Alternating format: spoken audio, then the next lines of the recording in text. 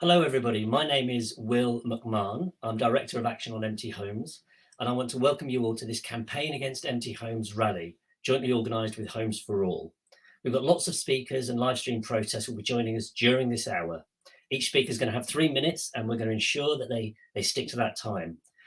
I want to make 3 brief points before my co-host and our first speaker, Morag, Gillie, joins us.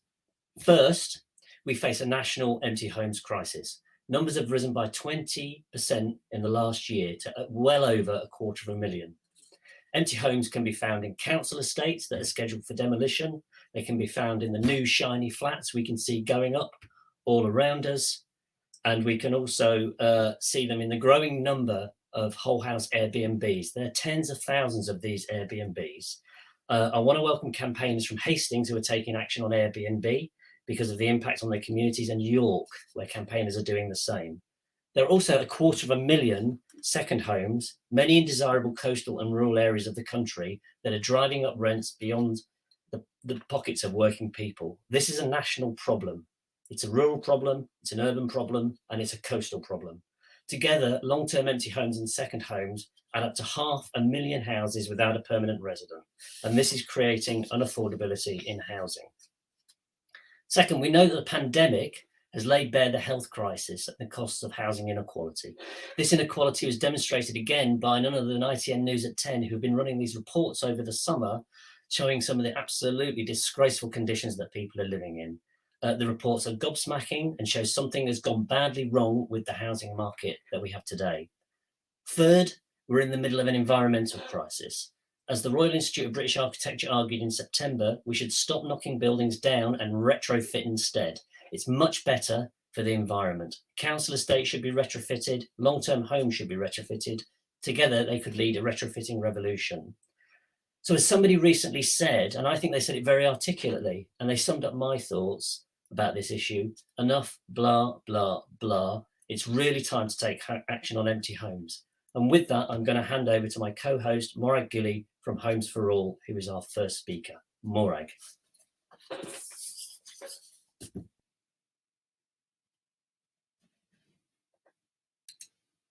In the public health emergency. Look at workers, disabled people, people on benefits. They're facing even more cuts to their incomes with increases in national insurance, cuts to the £20 uplift during COVID. And now the country has been plunged into fuel poverty. If we have a harsh winter this year, we are going to see hundreds of vulnerable people being unable to heat their homes. And let's be honest, some people could actually die because they can't afford to heat their homes. And yet the Tories continue to blame everybody else but themselves. But it's ordinary people who are paying the cost of these free market catastrophes, such as the fuel crisis. On top of that, I would argue it's not the fault of refugees. These are people fleeing famine, global wars, just huge social crisis. And just like us, they want a better life. We are not to blame, and refugees are not to blame. Will's just shown there are hundreds of thousands of empty homes in this country that could be retrofitted, insulated, and they could, within months, help deal with the housing crisis in this country. But it's not just about empty housing. It's about the rent cap. We need a rent cap for private renters who are facing long-term poverty and housing insecurity. What see a stop to demolition? What see an end to the selling off of public land that's handed over to developers? What an end to the cladding crisis where the burden is put on leaseholders? And by the way, look out on the website. There's a cladding activist day coming up on the 30th of October. And then finally, 4 years on, we still not have justice for Grenfell. It's absolutely shameful that people are still struggling. It's an absolute disgrace. But this is a fantastic lineup today. It's brilliant to see Jeremy Corbyn, the trade unions, housing and homeless groups really look into all the live streams that are coming. And I think for many of us who are involved in the housing campaign, this is a rallying call. It's a rally to build a united mass housing movement. So thank you. Thank you very much, Morag. Thanks for that great introduction. I'm now going to hand over to John Bird, who has sent us this video supporting the campaign. Hi, my name is Jon Bird, and I'm a supporter of the Empty Homes campaign. I think it's a real indication of the problems that we have now around homelessness. Behind all of it is this enormous amount of real estate which is not being used properly. And I would like to add my voice to the campaign that hopefully will lead to a much more sensible use of all of our land resources, and bringing those buildings that are now hundreds of thousands of buildings empty, while there are millions of people who are in housing shortage and many people who are unable to actually find anywhere to live. I've worked with homeless people for the last 30 years through the big issue, and I can honestly say that it's a crying shame that we still have not addressed the issue of empty homes. That issue was with us 30 years ago when we started the big issue. It has not been addressed, and we really do need to address it. So good luck. Let's have a good day of action, but let's keep empty homes very much in the foremost of our mind when we're talking about homelessness and a lack of use of our resources. Thank you.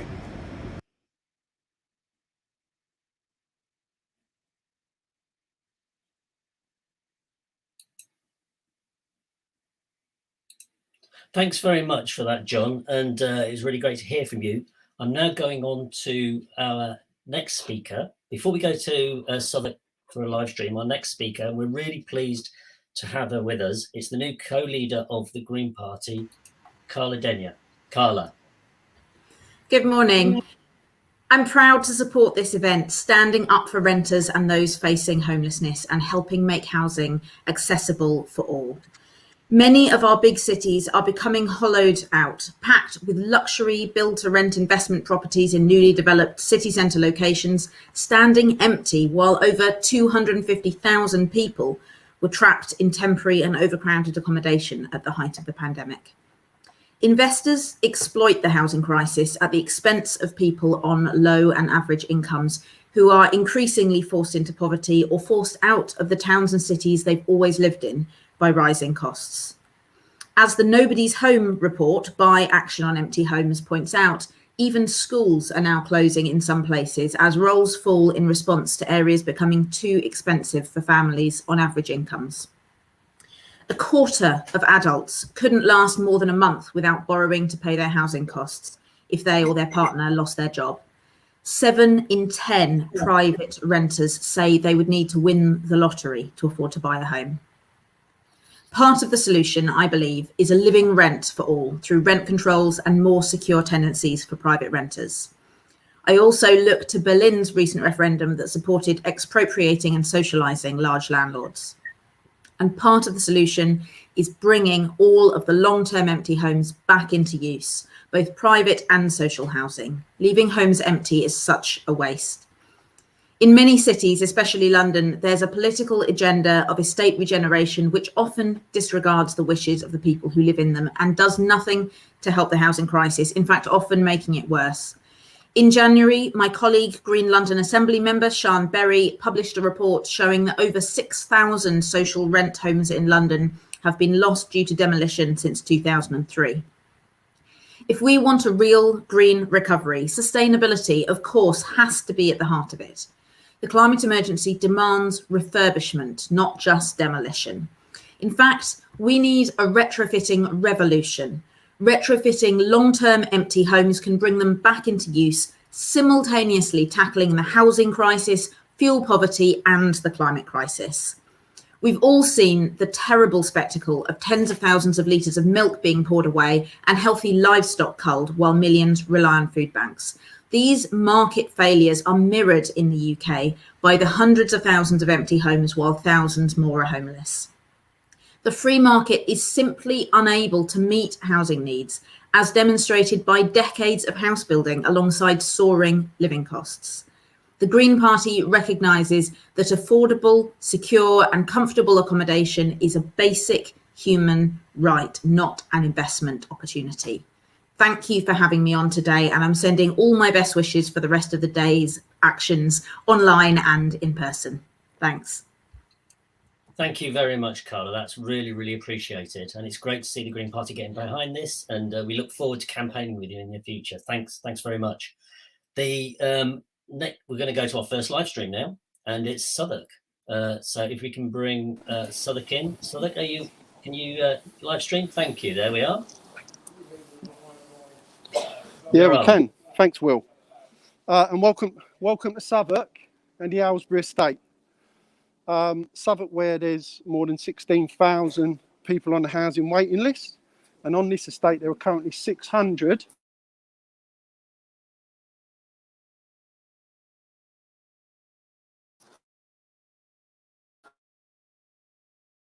water or heating, and there is infestation of rats and mice.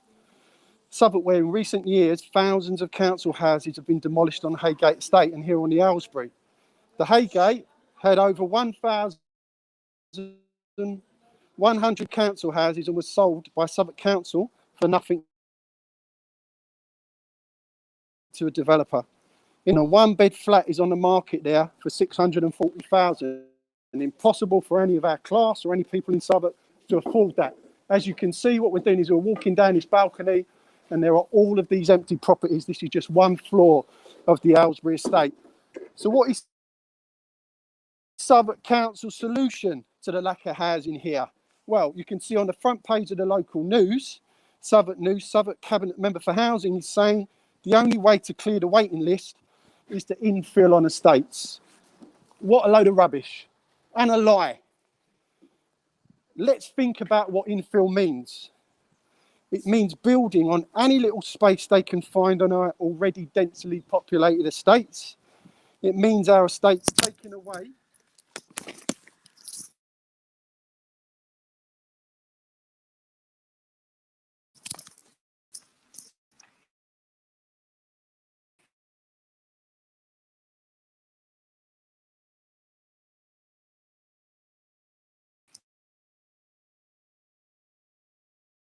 and play areas and building on these. This is in the middle with real uncertainty about the safety of these rooftop developments. Where these developments take place, and there are over 50 of these planned across Southwark, we'll be living on building sites for years with dust, pollution, noise, and a mental and physical health crisis for thousands of residents. But as you can see from today, we are fighting back. We believe the answer to reducing the housing waiting list is to fill the empty properties on this estate, refurbish and repopulate, don't demolish. Requisition the 6,000 homes in Southwark standing empty or not in use. Make the thousands of homes planned on the Old Kent Road. Make sure they're council homes, not luxury investments. This could house everyone on the waiting list. This is a brilliant day, brilliant lineup of speakers. Great to be here. If you haven't already, please join us in the fight back. Fill the empties. Let's make housing for people and not for profit. Repopulate the Aylesbury estate. Repopulate the Aylesbury estate. Repopulate the Aylesbury estate. Repopulate the Aylesbury estate. Repopulate the Aylesbury estate. Repopulate the Aylesbury estate. Repopulate the Aylesbury estate. Repopulate the Aylesbury estate. Repopulate the Aylesbury estate. Repopulate the Aylesbury estate. Right. No demolition without permission. No demolition without permission. No demolition without permission. Thank you very much, Southwark. Thank you. Thank you. Okay, our next speaker is from New York, actually. It's a video file saying that they want to support us and just talking about what's going on in New York. So over to New York. Hello, I'm Glyn Robbins. I'm in New York City, where there's an estimated 20,000 empty homes, and we're in front of two of them at the moment. I'm with Marika Diaz, who is a local housing campaigner. So, Marika, you're in the Bronx. What does it make you feel when you see these two buildings? Honestly, I think this is just unacceptable. I mean, to have tens of thousands of units of housing vacant while we have many more tens of thousands of people homeless, in congregate shelters during a pandemic, sleeping in the streets. This is just a situation that's fundamentally unjust that we cannot allow to continue. I mean, here we have a building that has been vacant for as long as I've lived on this block, which has been over 6 years at this point. And there are, hundreds and hundreds of more like it. And what do you think should be done about it? Well, I think that really we need to socialise housing. We need to create a situation where private actors, landlords who are solely in it for profit, are no longer in control of who does and doesn't get housing, and no longer in control of what happens to the housing that we have. That's brilliant. Thanks very much, Marika. Thank you. I'll just show people the buildings. I think that's a wrap. That is a wrap. And thank you very much for that report from New York. The next speaker I'm bringing in is Roger Lewis, who's going to be speaking for disabled people against cuts. Roger, you're on. Yeah, hi there, and thanks everybody. My apologies that Ellen Clifford from Disabled People Against Cuts, Deepak, was due to speak to you today, but she's not able to, so you're putting up with me instead. Thank you very much. This is a really extraordinary and important event happening today. For those of you who don't know, as Disabled People Against Cuts, we've been active for the last decade, representing the attacks of this government on disabled people over welfare benefits. But also, part of that, obviously, we've been intricately involved in housing campaigns, from the introduction of the bedroom tax through to all of the benefit issues that affect our the people we represent. So we stand in solidarity with all of you today, not just on the fight about empty homes, but the fight about affordable homes, the fight about accessible homes. And these things all link together. And we need to show, as we've just been hearing from Southwark, I'm living in Lambeth here, so neighbouring to Southwark, and we have our regeneration schemes going on in Cressington Gardens, in Central Hill, council housing, affordable housing being sold off to the private sector again and again, with little concern given to those who actually live in the areas that we represent. So it's amazing that we're doing this around the country, because it's not a local issue. It's a general issue, it's a national issue, and it's linked to the whole issue of sustainability of accommodation and accessible housing, that we need to move back. I'm old enough to remember, I'm 60 years old, just coming up, and I grew up in the council housing generation, where you had accessible, affordable housing. Then we had, from Margaret Thatcher, the sell-off of council housing, and not just here. We've heard from New York. That happened with Reaganism as well, which was the policy that it's about what you earn is what you can get, and that's what we need to be fighting about. So we need to unite all of these struggles, and particularly at the moment, because of course not just we've had the 10 years of austerity since 10 years ago, but we've had COVID on top. And that means that we have, with people who are out of work, and this is particularly poignant to people with disabilities, which is that we're out of work, we're not in employment, we're reliant on universal credit. And we've now had a government which has cut universal credit by £20 a month, £2,000 a year for anyone who's not able to work, through either exclusion from work or because they're not able to access it. That then links into their housing possibilities and their housing accommodation. And it's a choice. It's a simple choice between, can we pay the rent or can we put food on the table?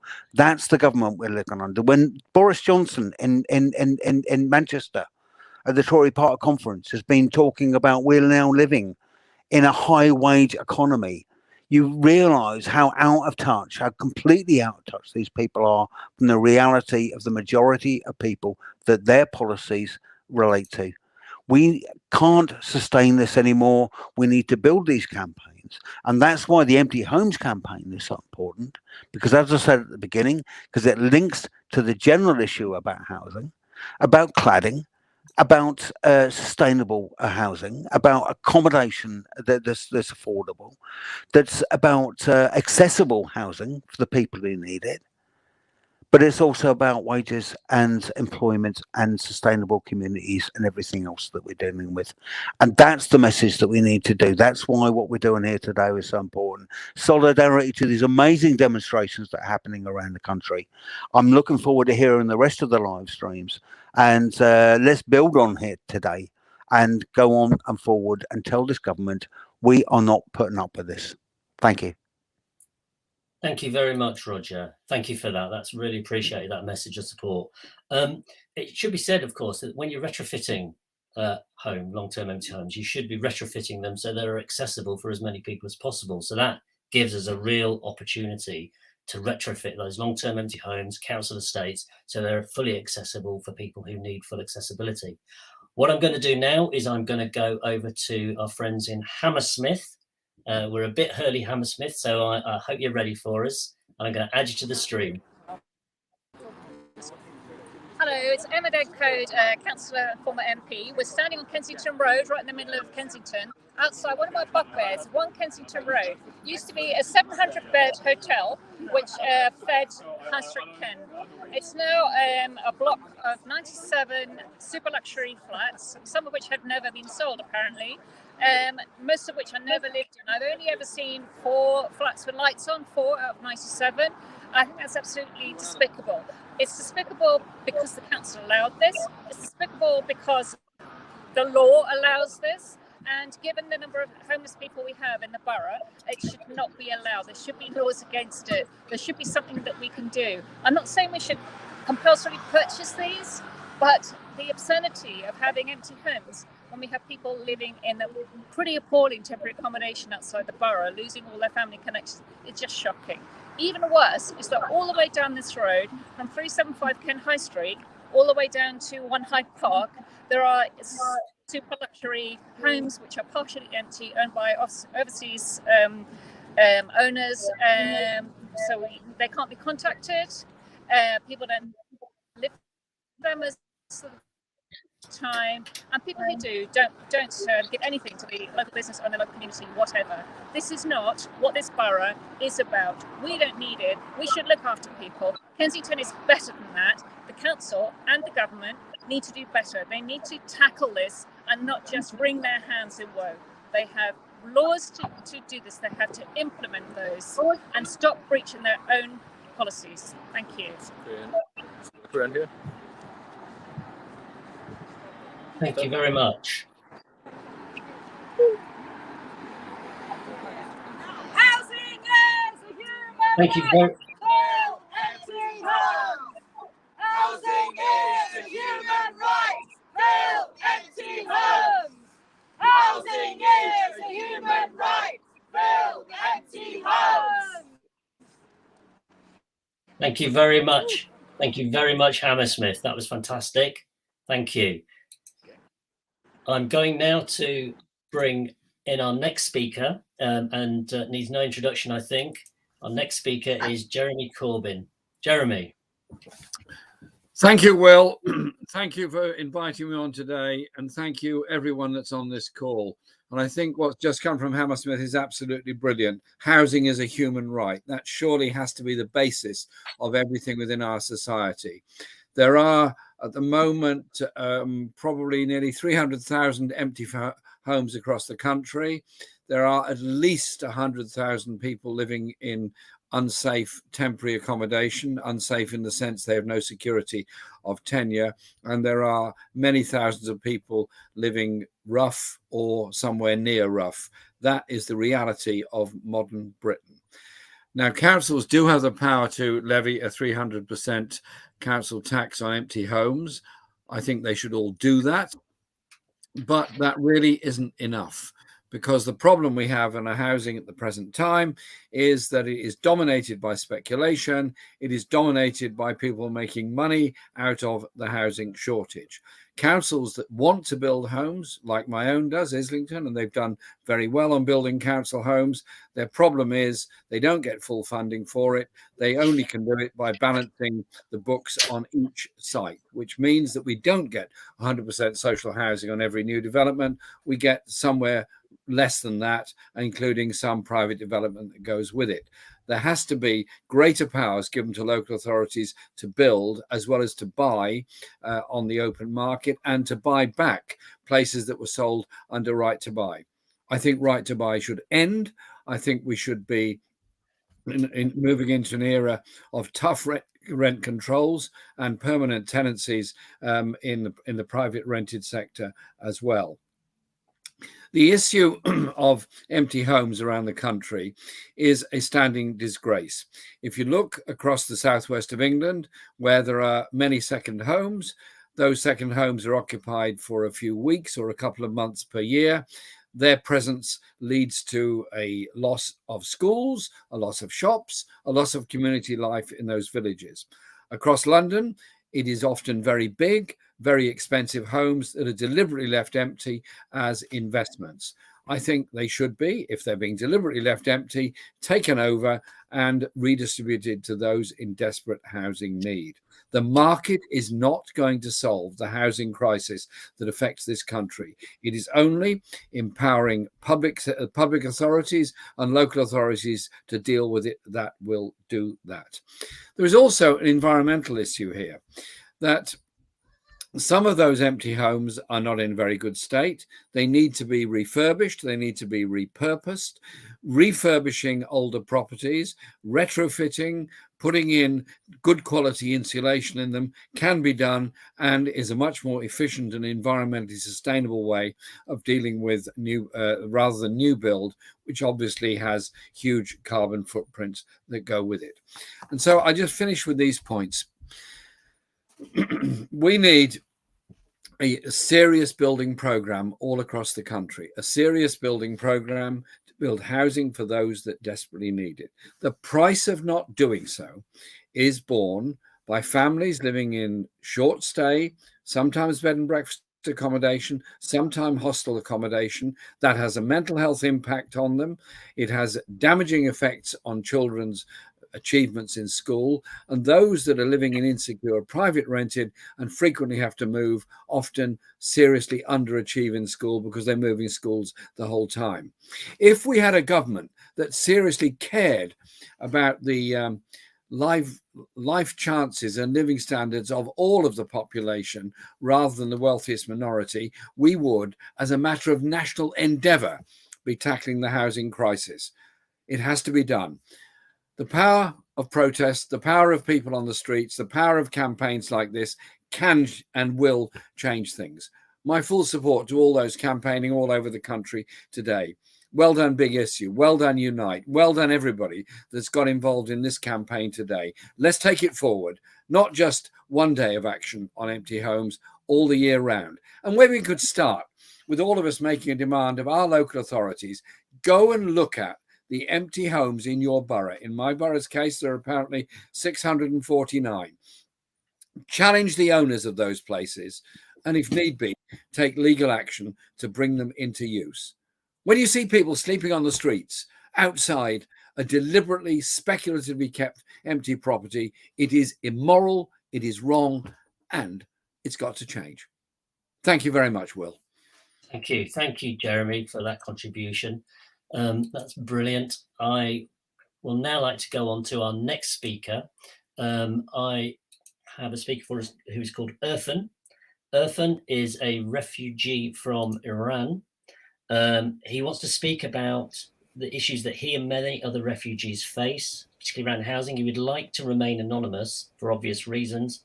Irfan is a former refugee resident of the Napier Army Barracks in Kent. Irfan, over to you. Hello, everyone. Thank you so much for having me.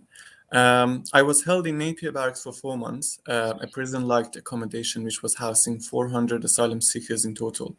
28 people in each block sharing 2 toilets and 2 showers while there was a pandemic going on. The camp was filled with vulnerable asylum seekers who had been through terrible things, yet their basic needs, decency and dignity was being harmed there. 28 people sleeping in a block, and they were only separated by a wooden partition which was open from the top, an accommodation so unhygienic which made half of the people become ill with COVID-19, including me. So many people were infected with scabies, and in one case, TB. After 4 months of leaving us uninformed and not responding to our questions and complaints, people's mental health deteriorated significantly. I witnessed 4 suicide attempts myself, people so desperate who had had enough and couldn't bear anymore. However, there was no mental health support for those who needed it the most. It wasn't a detention center, but we all hoped we could be in one. At least the prisoners had a private, clean and decent place to stay, but we were being neglected and disrespected. The story of terrible asylum accommodations isn't limited to army camps. Asylum seekers who have been moved to shared houses reported of filthy, molded accommodations that had so many broken things. In one case, a family of 4, including parents and 2 children, one of them an infant, showed me a video of water leaking from the toilet upstairs in the kitchen downstairs. The house wasn't cleaned or the broken things weren't fixed when the family moved in. The mother was dealing with OCD and had to shave her head because filthy water was always leaking from the toilet on her. They were kept 4 months in that house, which was, by the way, filled with rats and bugs. The private company which was running the accommodation accused them of lying to the Home Office, and them being powerless and voiceless couldn't save them and their infant child as soon as possible. People, especially asylum seekers, are stuck in a broken system which makes them unable to defend their rights and dignity. They are in fear of being victimized, and the Home Office deliberately makes the environment hostile for them, so they cannot secure their well-being. The process of dehumanizing them is so long and tormenting that their mental health and self-confidence crush without noticing that these are human beings and they are loved and valued by other people in their lives. The fact that these people will eventually enter the society and disrespecting them has effects on other communities of this country is often forgotten.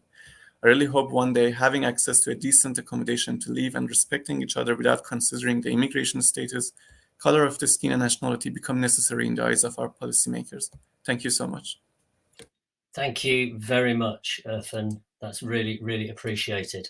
I think it goes without saying, we're living in a country with 500,000 properties without permanent residents. There is enough space to get people out of temporary accommodation and to welcome refugees and migrants and the housing that they need. I think that goes without saying.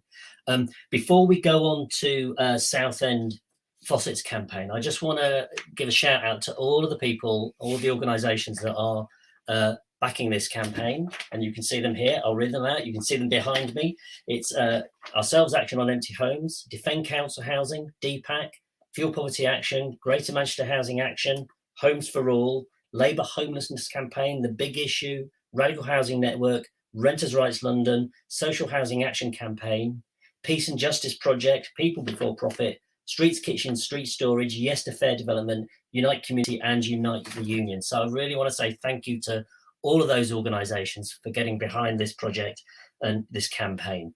I'm now going to go to Fossett in Southend, and Fossett, you're now live. Thank you. Hello, my name's Martin Berry. I'm one of the organisers of the Fossett for the People campaign for public housing to be built on some empty public land here in Southend-on-Sea in Essex. We've all seen the national figures today and before, and it's absolutely appalling that so many people have nowhere to live while so many houses are empty. Here in Southend, we've got a council that's trying to improve things, or at least stop them from getting worse. The joint Labour, Lib Dem and Independent administration here has a carrot and stick empty homes policy to encourage owners to sell. The stick part is charging up to 300% extra council tax on the empty homes. But the trouble is, many of the owners can afford that. It's small beer for them compared to how much and how quickly the house values are rising on their long-term plans. So despite the council's strategy, we still have around 600 homes empty for 2 years or more. And those could be lived in by the families on the housing waiting list, getting them out the unsuitable and unaffordable cramped places that they're stuck in. Unless those empty homeowners act willingly, which isn't happening, government action is very much needed.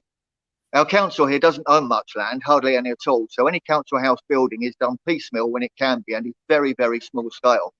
But something we do have here, and many councils have the same thing, is some empty government-controlled land that's already publicly owned. Here, it's formerly our hospital's land at Fossett's Farm that's currently with government agency Homes England. The government is refusing to transfer that to our willing council to build social housing. Instead, they want to sell it to the highest private bidder for big houses local people can't afford. Our two local Conservative MPs are supporting the government in that. The plans are for 131 executive houses. We could build 3 times that number of decent and sustainable social homes that could cut the housing waiting list by about a third at a stroke. That's homes for key workers, and we all know from recent experience what's key. It's absolutely crazy that NHS workers can't afford houses that the government is planning to build on that former NHS land. Nationally, of 131,000 homes scheduled to be built on sold off public land, only 27,000 actually have been. The rest of that is just land banking by the private developers. Just 15% of those sales are any type of affordable, and we all know that affordable is a very loose definition indeed. And only 3,400 of a social rent. So it's 3,400 social houses out of 131,000 on sold off public land. There is a better way. Keep public land in public hands for public worker homes. Thank you very much. Thank you very much, Fossett. Thank you for that, and good luck with your campaign. Thank you. Okay, so our next speaker is Jon from Streets Kitchen. Over to you, Jon. Hi, and thank you for including us as part of this amazing day of events and people coming together to very simply just raise the profile and look at empty buildings. I mean, we operate across London in 13 different locations. I mean, last night we were in Dalston, we were in Camden, we were in Archway, we were in Kilburn this morning, we were out around Camden, and 70 people on the streets. This is from 7 o'clock in the morning. I mean, we're seeing more and more people on the streets, more and more services that aren't available to people on the streets. And we keep passing empty buildings. We keep passing buildings that immediately, if we took those buildings, we could put people in and save their lives. And it's very crucial that we do this because, I mean, for example, on the 5th of November, we're going to be coming together to remember those who passed away on the streets of London and across the country. I mean, in 2019, 710 people died on the streets of England. In 2020, 976 people died. And the simple reason all these people died, the thing they had in common was they died in the streets, they were homeless, they died without that permanent address.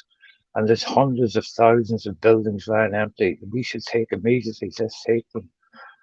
It does help that we have all councils aren't created equal, and that's certainly the case in London. I mean, we've got councils that are very into regentrification, trying to kill the communities, trying to really create an atmosphere that only the wealthy can survive in these areas. The local community has to be pushed out. So we need to, as Jeremy said, work with some councils and highlight these empty homes because people are dying on the streets. The one thing COVID did show us, that with the right will, there is an answer. The hotels were put into action. And that wasn't given. That was local groups campaigning very quickly on the ground to push the government to open up empty hotel rooms for people to sleep in. There's so many empty buildings. The solution is there. Let's grab it. I mean, there's so many of us here together, and it's beautiful to see it. And there's so many amazing groups across London who are out raising the profile, who are campaigning, who are out feeding people, who are out cracking squats, who are opening buildings. There's so many of us that we need to come together. So I mean, we stand in solidarity with you, and let's hope we can actually bring an end to this travesty of homelessness, because it is a political will. There is no other reason for it. It is a political decision made. We have to profit out of homes. So thank you for including us, and let's keep this fight going. Let's work together. It's beautiful to see, and solidarity with everybody. And it's great to see so many local campaigns here today, and we're very proud to be part of this. So thank you, and solidarity to everybody. Thank you very much, John. That's really appreciated, and it's great to work alongside your organisation in dealing with this issue. I'm going to now take us to Millbank. I'm going to add Millbank to the stream. And are you ready, Millbank? Millbank Tower, which is now owned by the second richest family in Britain. A tower which could be repurposed to provide community housing to stop families being forced out of Westminster. Instead, planning permission has been given to convert this into more luxury flats, more luxury restaurants and a small luxury hotel, which will become like so many of the towers along the river down here, empty luxury flats. Down the river, we have an alternative model. The Oxo Tower in late 80s was redeveloped to provide a co-op housing, buildings, community housing, businesses and a restaurant. Instead, we have more luxury housing. Worse than that, zero affordable housing, which should cost the developers 57 million. The local council has let them off 55 million. So it's more cash in the pockets of private developers. This matters on a number of levels. All these developments that take place across London, we are told need to take place because of people in temporary housing. The reality is most of the developments take place for the profits of the developers. The people in temporary housing never get a sight of the inside of those buildings. More than this, and probably more important now, we stand in the midst of a climate emergency where the built environment and construction accounts for 40% of CO2 emissions. In this situation, what we do with these properties matters more than ever. We can't just keep building more and more properties for developers. We have to look at the buildings we have to house the people who need them now. And we need to do that with environmentally sound buildings where the priority is the people and the planet.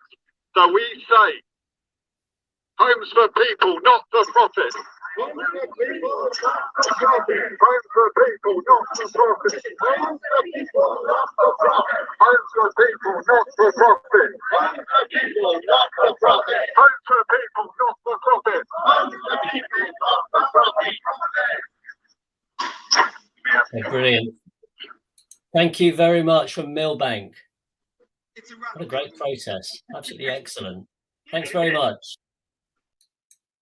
Okay, our next, I'm going to roll video now from our next speaker. It's a message from Berlin, where they've recently had a big success in terms of defeating people trying to, basically speculators trying to own properties in Berlin. I'll let them speak for themselves.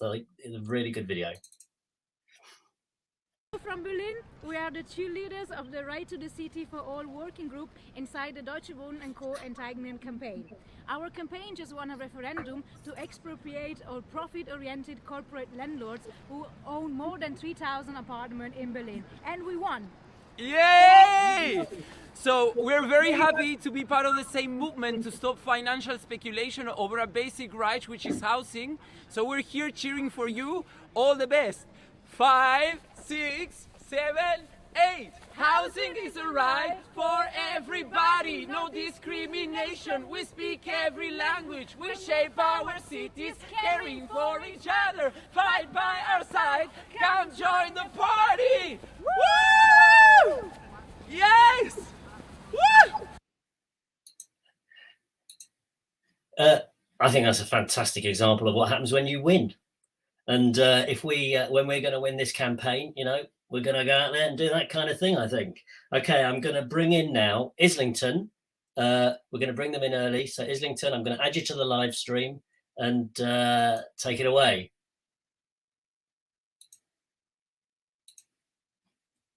You're on mute. Debbie, you're on mute.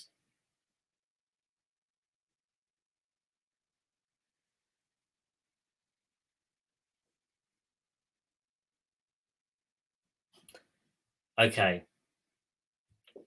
Go, go, go, go, go.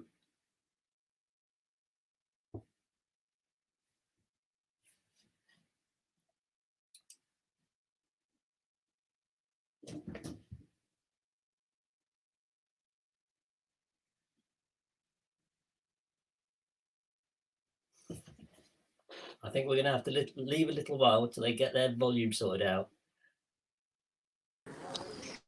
Will, you Hooray, told me we have you. Yeah, You're but you said live. you wouldn't. You're live. We are live, but we weren't coming on till 11:56, and we're still waiting for Dermot to come. So could we keep it the order as it was? You're the last one. No. Sorry? You're the last one. You're live. Okay. All right, I'll find someone else to speak. Anyway, so this is our action here in Islington. We're on live now, folks.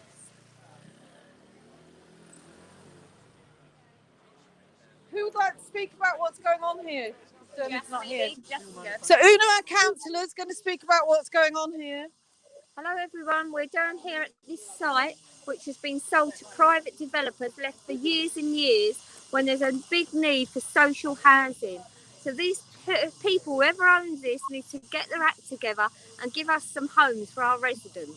This is a disgrace that it's all about money and the highest bidder. Islington has a strict policy with planning and this needs to go to planning. This is a definite change of use.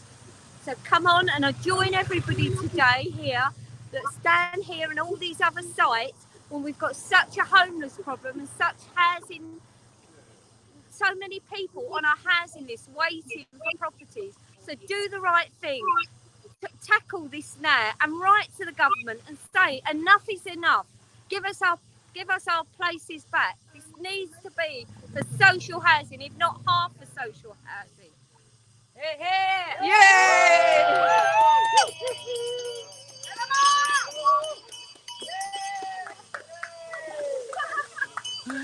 Thank you. Public land for people. Public land for people. Public land for people. Public land for people. Public land for people. Public land for people. Public land for people. Public land for people. Public land for people. Thank you. Sorry about the delay. No, don't worry. That was brilliant. Thank you very much. And thanks to everybody for Islington. Great protest. Okay, see you soon. All right, see you later. See you later. Bye. Bye-bye. Okay, that's fantastic. That was really fantastic. We got there in the end. Oh, and Ruth London is our next speaker. Ruth is going to be speaking about fuel poverty action and their support for our campaign. Are you with us, Ruth? Fire away, you're live.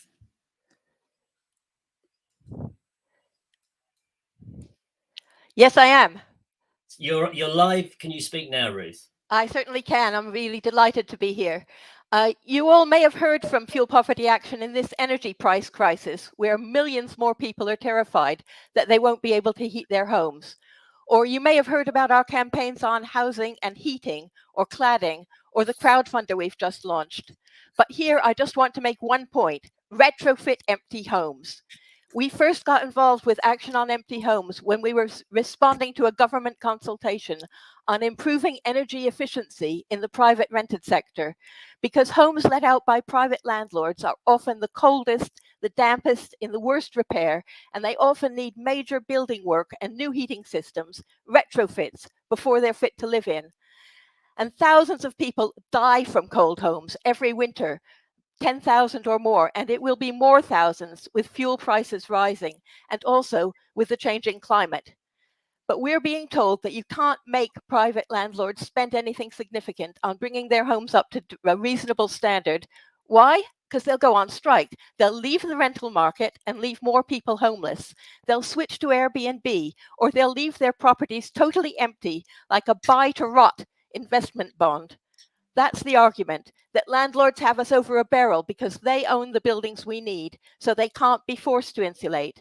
But this argument depends on state collaboration. It wouldn't apply if owners were not allowed to leave homes empty, and it also wouldn't apply if they were forced, when homes are empty, to do a deep retrofit. Because in fact, when you think about it, the very best time for a deep retrofit is when a home is empty. We all desperately need good insulation and heating, both for the sake of the climate and to prevent fuel poverty. But insulation is not always simple. It has to be non-flammable. It has to be non-toxic. It has to protect ventilation so it doesn't lead to damp. And it has to be done in a way that is accountable to the people who live there and is not disruptive, for example, to young families or people who are disabled or ill, or people who are old, or simply couldn't cope with living on a building site, even for the period while the work's done. Some disruption is inevitable, but sometimes it can just be too much. So if a government was serious about climate change and serious about fuel poverty, they would be seizing on all these hundreds of thousands of empty properties and refurbishing, not demolishing homes. Landlords with empty homes should be required, while they're empty, to have them brought up to top standard in energy efficiency. And then, when they're nice and warm and made fully accessible, they can be used for people to decant into while their own homes are being repaired and insulated, street by street, until all these homes are put to use as permanent homes. Like everything else we need these days, it sounds impossible, but how much more impossible is it to go on the way we are now? Thank you very much. It's a wonderful day, and I'm very glad to support this and be here. Thank you very, very much. Thank you, Ruth. Thank you, Ruth, for that message. And thank you for changing your slot. And thank you to all of those people who changed their time slots at the last minute, because we had one or two technical difficulties with live streams and speakers. Everybody kind of did really well, especially Islington, actually, who responded at the very last minute. So I just want to say a couple of things. I'm going to hand over to Morag, Gillie, who's going to wrap up. But just before that, I just want to make it clear that Steve Turner was due to speak today, but there was a technical of Unite, but there was a technical problem. We just couldn't get him. This happens sometimes. And also, when I was talking about the list of sponsors earlier, I should, of course, mention the Green Party. I missed them out. So apologies to the Green Party. We're very pleased to have you on board. And Morag, I'm going to hand over to you to say a few words now. And you're on mute, so you need to unmute. Yeah, brilliant. Thanks very much. Well, just to say thanks, it's been a brilliant day. Sorry we missed at Ward. His wife's just given birth, so I think he's sticking to a very tight schedule. But what I'd like to just quickly mention, that's 29 empty ex-prison warden flats in Islington that have been left. These are 3 and 4 bed empty flats, been lying empty for years and years. The Ministry of Justice promised to hand them the lease over to Islington Council, pulled out at the last minute saying no, they've got a better deal from developers. So we are still fighting them on that. And well done to all the Labour councillors as well, who've been really supporting the local Islington Homes for All. Just to finish, it's been fantastic. Just urge everybody to get involved. There is the Claddon climate activity on the 30th of October. We will be having, look on the websites, because we will be having another meeting. We're having the Homes for All, and that will be followed by the campaign against empty homes. I haven't got the date off the top of my head, but that's going to be after the COP26 demonstration. So let's build a mass united housing movement. Thanks, Will. Thank you very much, Morag, and thanks for your support in organising today, because you played a fantastic role in bringing everything together. Thanks to everyone who supported this rally and who's supporting the Day of Action. Thanks to our speakers, our live streamers. Thanks to our international guests who sent us videos. Over the next 6 months, we aim to build this campaign across the country. Empty homes, buy to leave, empty speculation, Airbnbs can be found in urban, rural, and coastal areas. So that is where this campaign should be seen as well. Thanks to all of you who've taken part, and goodbye.